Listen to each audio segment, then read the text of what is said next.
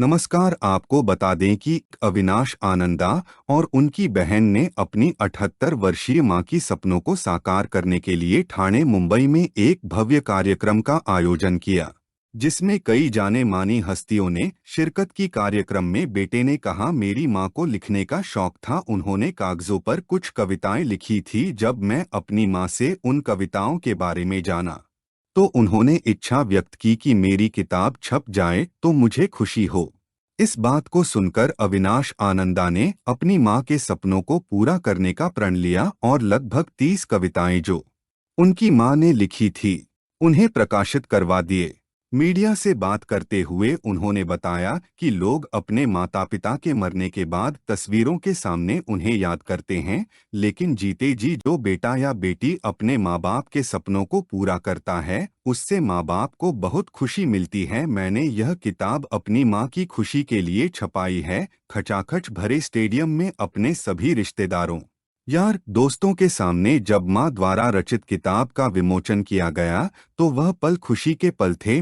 मेरी माँ ने जो किताब लिखी उस किताब का नाम पल जो फिर कभी नहीं आते। उन्होंने अपने जीवन में जो उतार चढ़ाव देखे उस पर आधारित कविताएं जब लोग पढ़ेंगे तो उनके जीवन में निश्चय ही बदलाव आएगा। आगे क्या कुछ कहा अविनाश आनंदा और उनकी बहन ने, सुनिए पूरी रिपोर्ट। आज के कार्यक्रम के दो उद्देश्य हैं।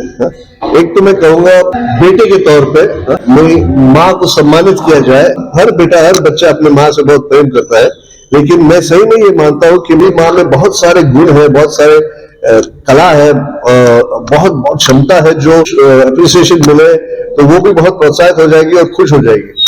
अक्सर ये होता है कि लोग अपने माँ बाप को के बारे में अच्छा बोलते हैं या कुछ कार्यक्रम रखते हैं उनके बारे में उनके गुजरने के बाद, बट जब जिंदा है, जब जीवित है हम सब, तो सेलिब्रेट नहीं करते लाइफ को। तो ये एक मकसद था कि हम मेरी माँ के सारे जो टैलेंट्स है तो उसको सेलिब्रेट किया जाए और एक कार्यक्रम उसके लिए रखा जाए। हमको समाज में ये बताना है लोगों को कि age is not a limitation, कि किसी भी एज में कोई भी कुछ भी कर सकता है। और अगर सिर्फ अपने अंदर जो है सारे अनुभव जो है उसको थोड़ा व्यक्त करें, थोड़ा एक्सप्रेस करें, बाकी लोग कितना कुछ सीख सकते हैं उसमें से। वो कब से लिख रही थी और आपको कब लगा कि आपकी मदर की किताब को आप पब्लिश ही करवा दें? मुझे नहीं लगा था कि मेरी मदर कोई बड़ी पोएट है या कुछ है। माँ है, अच्छी माँ है, खाना अच्छा खिलाती थी। तो बैंक की ऑफिसर थी वो। 29 years she was officer in Bank of India. Started as a trainee और ऑफिसर बन गई वो वहां पे। फिर वॉलंटियर रिटायरमेंट लिया उन्होंने। तब तक तो हमें कुछ पता नहीं था कि उनमें क्या गुण है, क्या टैलेंट। बाद में पता चला कि वो जब 10 साल की उम्र की थी उन्होंने ऑल इंडिया रेडियो में कार्यक्रम किए थे, वॉइस ओवर का काम किया था। वहां पे कुछ परफॉर्मेंस नाटक भी किए थे, लखनऊ में, कलकत्ता में उन्होंने एज अ चाइल्ड आर्टिस्ट। वो सब छोड़ दिया उन्होंने। जो घरेलू रिस्पॉन्सिबिलिटीज है, जो जिम्मेदारियां हैं, उनको माँ की जिम्मेदारी वो संभालने लगे।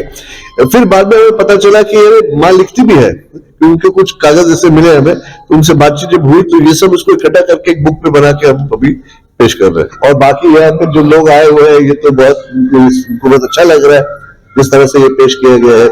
मुझे लग रहा है कि ये लोगों के दिल को छुएगा, क्योंकि लेकिन ये कविताएं जो है वो इतनी सरल है, इतनी पावरफुल है और इतने सिंपल बातों के ऊपर है कि मुझे लगता है कि लोगों के दिल को छुएगा। जब मैं लखनऊ में थी तो ऑल इंडिया रेडियो में पार्टिसिपेट करती थी। रेगुलरली उनके बच्चों का प्रोग्राम होता था, वहां मैं जाती थी, ड्रामा वगैरह में पार्ट लेती थी। और फिर उसके बाद जब हम लोग कलकत्ता चले गए तो इंटर यूनिवर्सिटी ड्रामा वगैरह में भी मैंने बहुत पार्टिसिपेट किया था। वहाँ के आकाशवाणी में भी एक प्रोग्राम दिया था। बैंक ऑफ इंडिया में उच्च अधिकारी थी।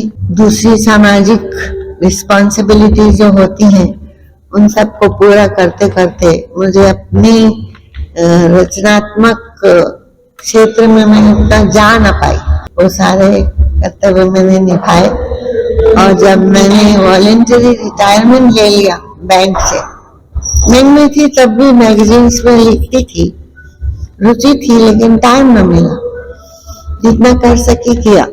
फिर जब मैंने बच्चे सेटल हो गए, मैंने वॉलंटरी रिटायरमेंट ली और हम लोग सब बॉम्बे आ गए।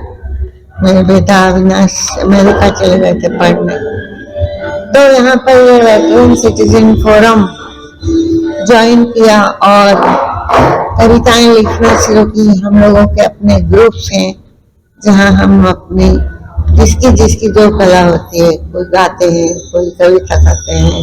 क्या लग रहा है आपको ये पुस्तक जो अभी आपकी संस्करण आ चुका है, इसके अलावा और भी कोई पुस्तक लिखने वाली है आपको?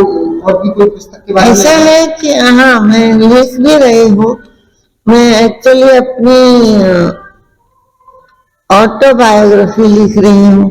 लखनऊ में आके हम लोग ने जिंदगी फिर से स्टार्ट की, उसके बारे में मैं लिख रही हूँ और आशा करती हूँ कि उसको प्रकाशित किया जाएगा। मेरा नाम नितिन शर्मा है और मैं एक चित्रकार हूँ और विद इन्फिनिटी बैनर के जरिए मैं क्रिएशंस को, दूसरों की क्रिएशंस को आगे बढ़ने के लिए और उनकी कला को और उभारने में मदद करता हूँ। मंजू जी ने बहुत ही खूबसूरती से इन कविताओं को लिखा है और जीवन और समाज की अलग अलग समस्याओं को और उनके समाधानों को प्रस्तुत किया है। तो उनकी ही कविताओं से लेकर मैं प्रेरित हुआ और इन्हें मैंने बनाया।